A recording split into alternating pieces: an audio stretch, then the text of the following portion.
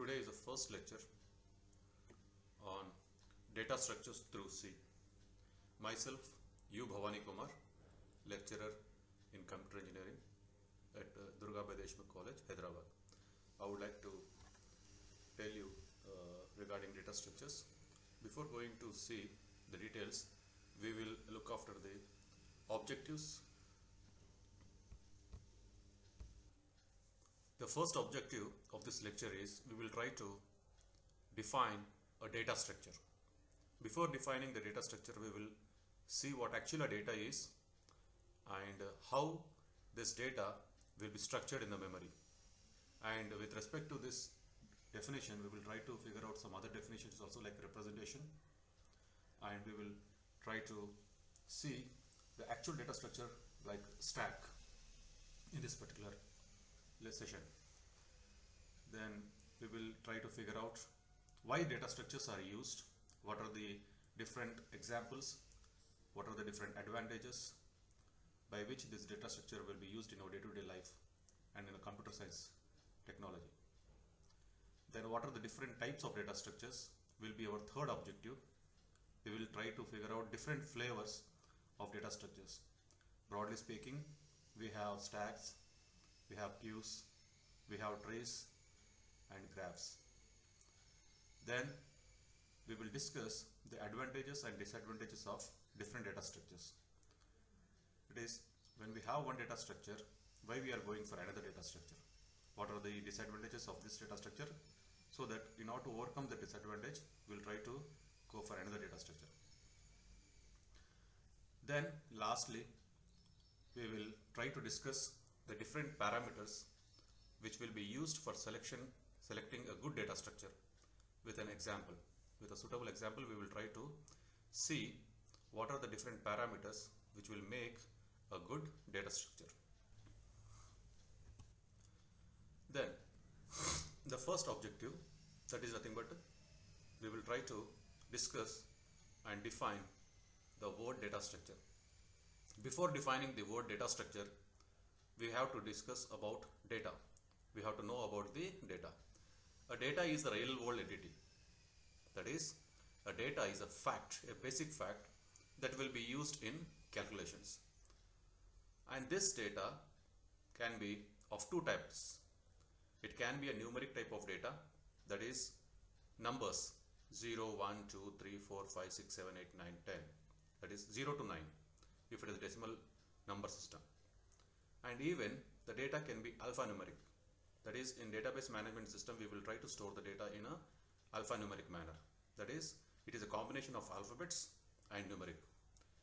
That is, this particular data will be stored in the memory and that particular data will be used for calculations.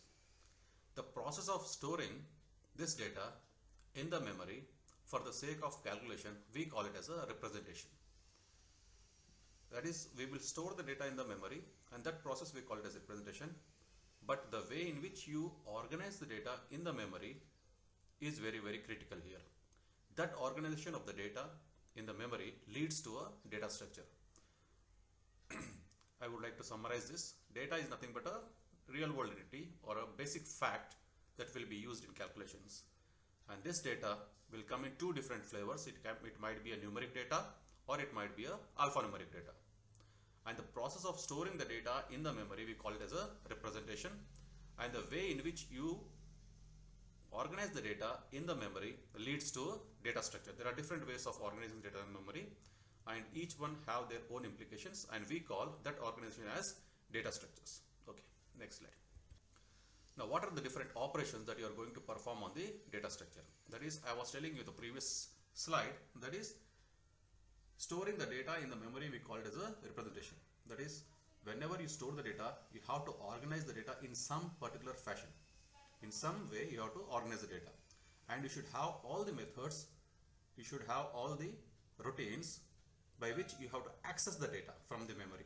That is, the very first operation is you have to organize the data in the memory, and you should have the functions which will be used for accessing the data from the memory. And how you are going to solve the data, that is degree of associativity. And what are the different processing alternatives for any information. These are the 4 operations that you will perform on the data. That is, we will organize the data, we will try to access the data, we will see the degree of associativity, and what are the different alternatives for processing your information. On the whole, an algorithm and data structure will form a program. An algorithm is nothing but a step-by-step procedure to accomplish any task. And this particular task requires some data, and that data you are storing it in the memory. Therefore, you should have all the routines by which you have to organize the data and you have to fetch the data, and appropriately that data will be used in the calculations. The overall algorithm plus data structure will try to become a program. Program is nothing but instructions. Coming to the classifications of data structures. As I was telling you, organizing the data in some particular fashion in the memory we call it as a data structure. Storing the data is representation. Organizing data in some particular form by which you can easily access the data, we call it as a data structure. Now this data structure comes in 2 different categories. One is called as primitive data structure, another one is non-primitive data structure. Primitive data structure is one wherein the machine will have direct impact on the memory. And the very good example of primitive data structure is int, float, char and pointers. That is, these are the keywords. Int, float and char are the keywords. Whenever you specify these keywords in your program, automatically your compiler is instructing the memory to allocate some amount of memory, so that this integer type of data or floating point data or character type of data will be stored in the appropriate memory location which is being created by your memory. That is, here just by specifying that keyword, your machine is allocating some amount of memory. Therefore, these type of keywords like int, float and char comes under the primitive type of data structures. And another one is pointers. If it is a 16-bit machine, pointers will occupy 2 bytes of memory.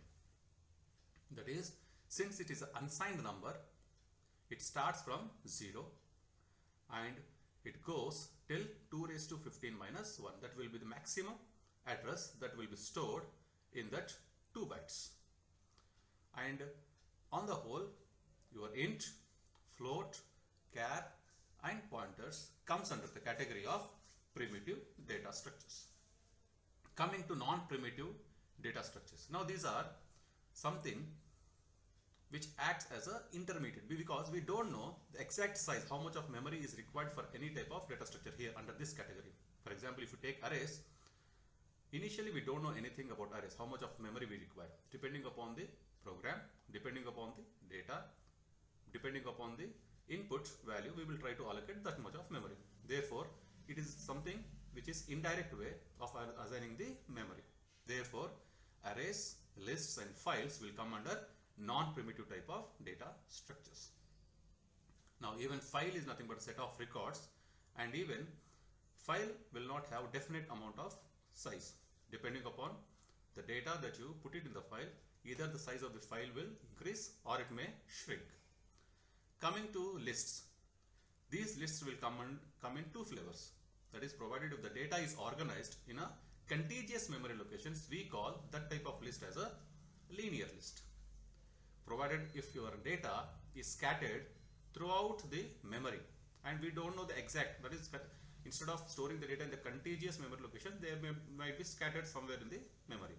Those type of scattered data will come under the category called non-linear data structures.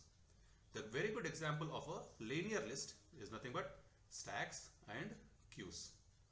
Coming to non-linear type of list, we have graphs. Graph is nothing but a set of vertices and edges. And tree is nothing but a non-linear type of data structure. It is also wherein you will not find any loops. And these two are very good examples which come under the category called non-linear data structures, or we call it a non-linear list. And stacks and queues will come under linear list. And to elaborate regarding this primitive data structure, here we have a very good definition.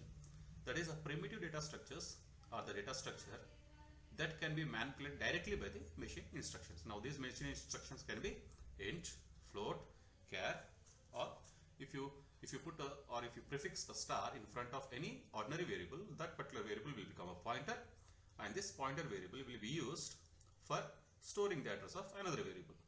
That is, provided if your machine instructions are directly manipulated by these with the help of keywords, then we call those type of data structures as primitive type of data structures.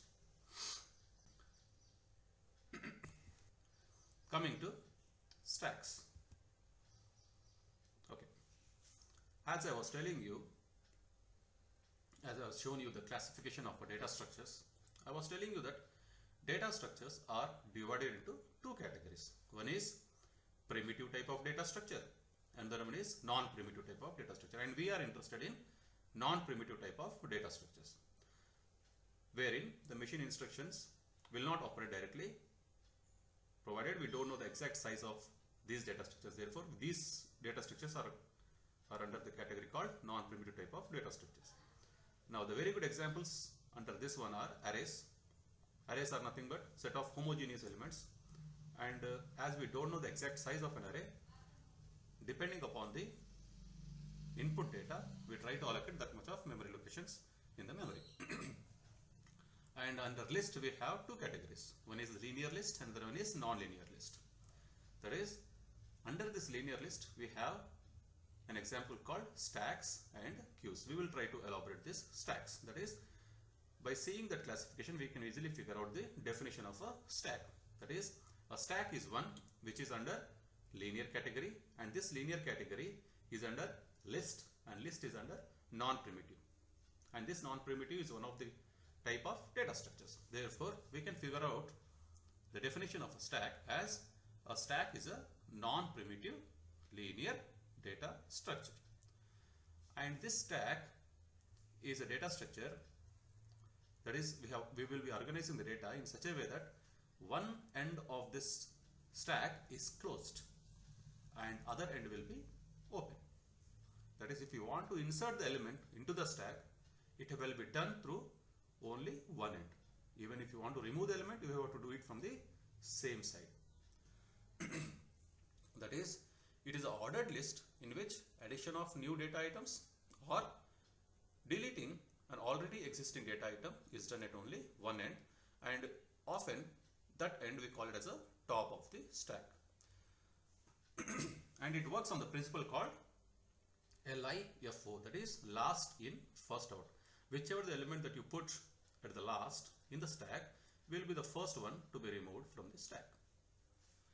Now, in order to understand this particular data structure, I will give you one example. Have you seen a coolie? You might have seen a coolie at bus stand or at a railway station. Now, coolie will carry number of bags on his head, or baskets on his head. The very first basket that you put it on the head of a coolie, and provided if you have 4 to 5 baskets, then you will go on keep those baskets on his head. The fifth basket or the fourth basket that you keep it at the top will be the recent one that you have kept. And while removing, you will not remove the basket which is in just contact with his head. In fact, you will try to remove the basket which is at the top, which is very recently added on his head. That is, the last one that you have kept on his head will be the first one that you remove.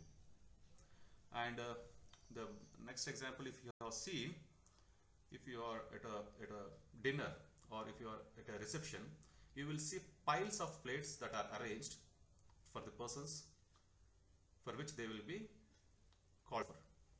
There will be number of piles of plates, and the last plate, that is the first plate that is kept, will be the last one at the bottom, and that will be removed at the last, and very recently added plate will be the first one that will be removed. These are some of the examples of stack. Next, now organizing the data in this fashion, wherein one end is closed, another end is open. If you organize the data in this particular fashion, what are the different applications? Why we are going to organize the data in this fashion only? Now, coming to this computer science technology, organizing this data in such a way that one end is closed and another one is open will try to solve many problems. The very first application of this stack organization is a recursion. And as every one of you are familiar with this recursion is nothing but calling the function within itself. That is, the same function will be called repeatedly till some condition is satisfied. And whenever you try to implement this recursion, the number of calls you make, that many stacks will be initialized. And it's the very fastest way of solving the problem. There are two ways. One is iteration method and another one is recursion. Iteration method is one wherein a set of instructions will be executed till some condition is satisfied, whereas recursion is calling the function within itself till some condition is satisfied. But here the problem with recursion is you have to have lot of memory. That is, memory wastage will be done. Memory wastage will be a lot. Coming to keeping track of function calls. Keeping track of function calls in the sense, you may be I think you are familiar with these functions, user-defined functions, wherein you will have a main, which is user-defined function, and within main we will try to call another function. The function which is calling we call it as a calling function, and the function which is called we call it as a called function. Now this function will have different parameters. One is your return type, one is your valid variable name will become a function name, then you have set of parameters. In a calling function we call these parameters as actual arguments, and in a called function we call it as formal arguments. By the time you write a prototype, your control will be transferred to the place where the implementation of that function is done. Once it has executed that called function, it doesn't understand to where to go. It doesn't understand where to go. Then it will see the status of the stack. That is, by the time it has made a branch from a calling function to a call function, the return address will be pushed into the stack, and it will see the status of the stack, and it will try to come back to the place from where it has come. That is, in this way we will try to put the return address of all the called functions so that the control will move from one function to another function, and it will understand by seeing the status of the stack to come back to the place from where it has come. Coming to evaluation of expressions. Evaluation of expressions. Usually in computer science we have three types of expressions. One is infix expression, second one is postfix expression, and third one is prefix expression. Infix expressions are the expression wherein the operators are placed in between the operands. Postfix expressions are the expressions wherein the operators are placed after the operands. And prefix expressions are one wherein the operators are placed before the operands. Now, a human can easily evaluate an infix expression, but computers doesn't understand the infix expression. Therefore, we have to convert that infix expression to an expression which a computer understands. And a computer understands postfix or a prefix expression. Therefore, it is mandatory for us to convert an infix expression into postfix or prefix so that a computer evaluates. And in order to convert any infix expression into postfix or prefix, we should have some algorithm. And in this algorithm, we will use this stacks. Therefore, the another application of stack is evaluation of expressions. Reversing the characters. That is the way in which you insert the elements. In the reverse order, you will try to remove the elements.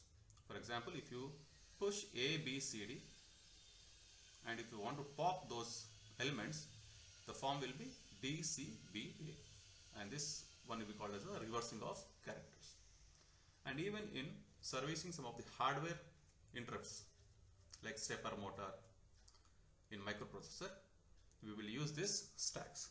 Apart from this, even we use the stacks in backtracking.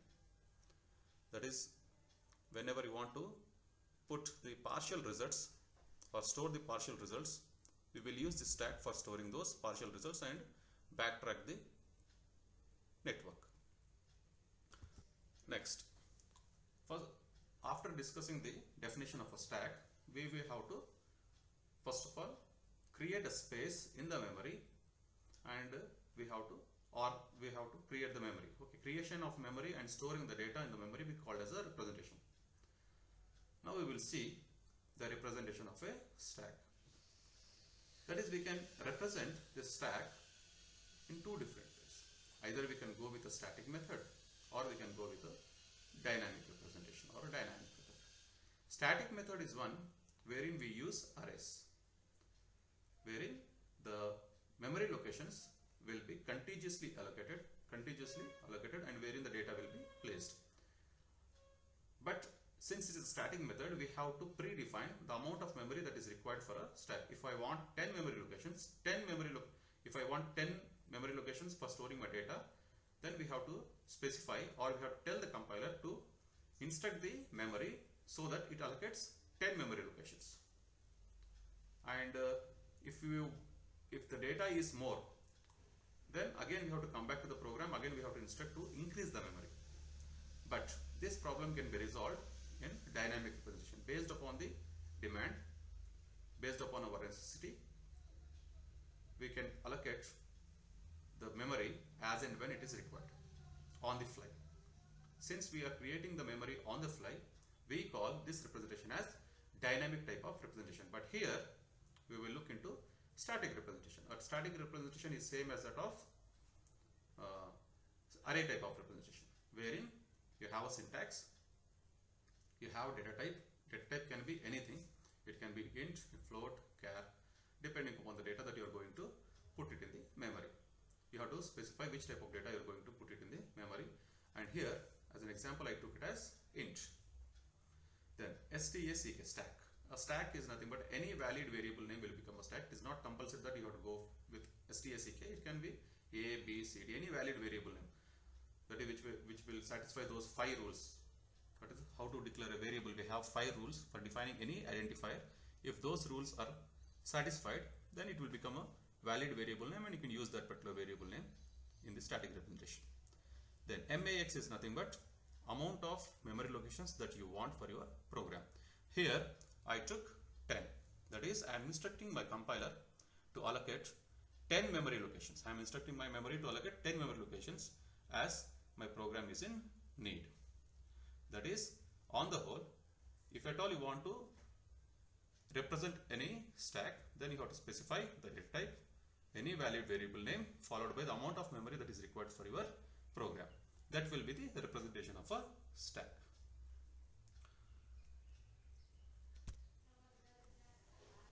Okay. The basic operations that we will perform on stacks are push, pop, display. Push is an operation which will be used for inserting the element on the top of the stack.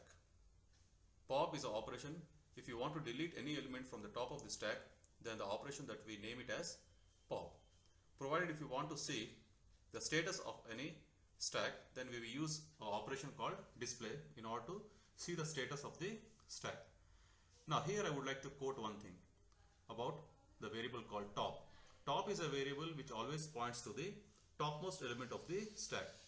If I have 3 elements in the stack, the bottom element, let us take it as 10, then the value of top will be 0. Provided if you don't have anything in the stack, the value of top will remain as -1 below the stack.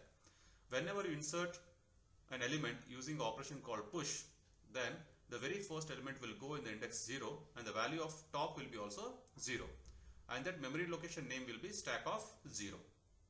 If you insert another element, that element will go in the index called 1, wherein the memory location name will be stack of 1 and the value of top will be 1.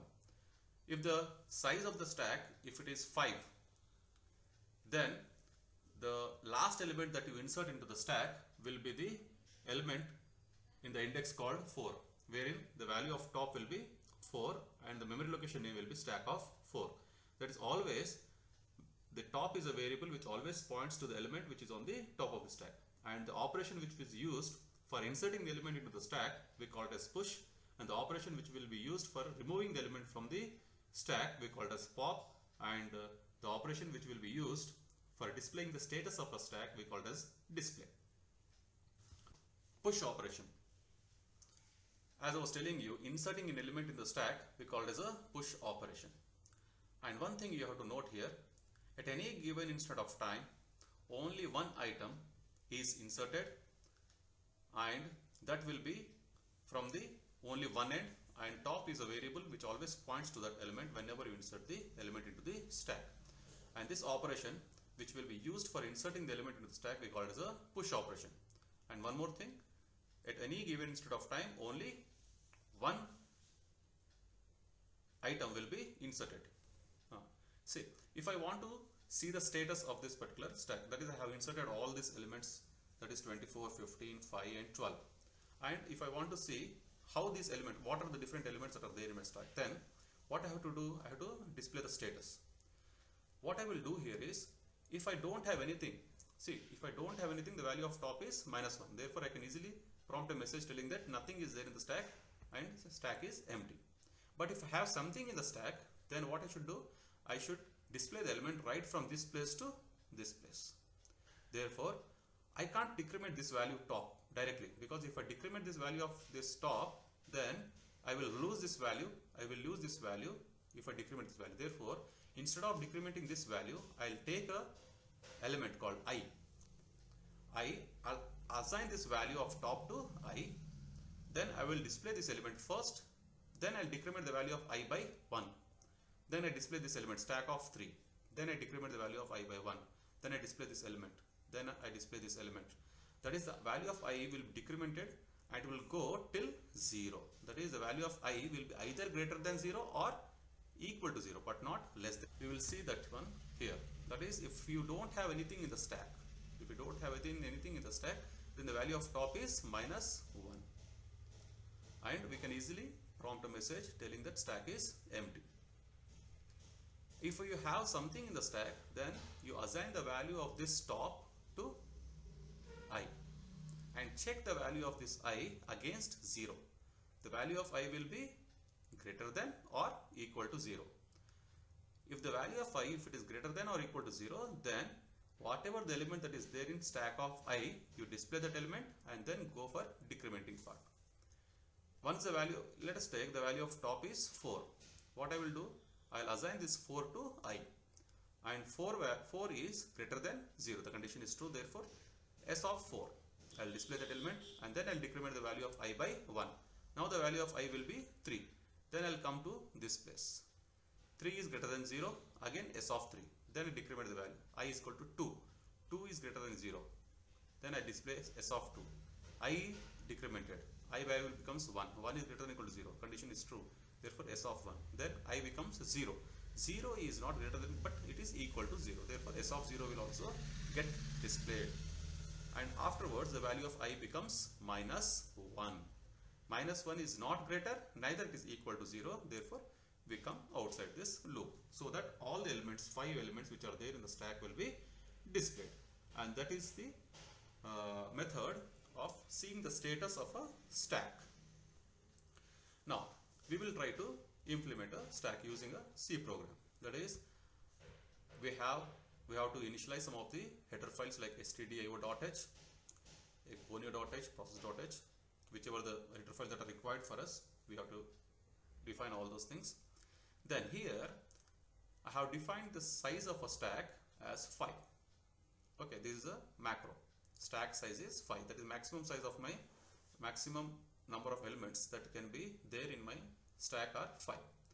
Then I have globally defined some of the variables like top, then stack of 10, then item. To enter the choice. Okay, that is, you have to enter either 1, 2, 3 or 4 depending upon your operation that you want to perform. If I press 1, the value of choice becomes 1, and this 1 will be tested against number of case values. This 1 will have a match here.